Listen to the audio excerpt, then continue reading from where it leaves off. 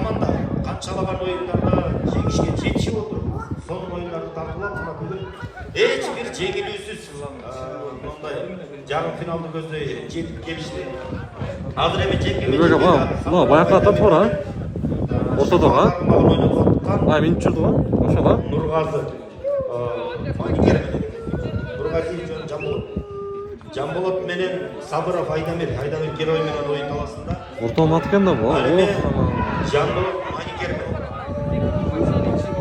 Туура. Ал эми. Айтматов командасы көтөрүү аракетин көргөн, бирок теке кайрадан эле чыгылык.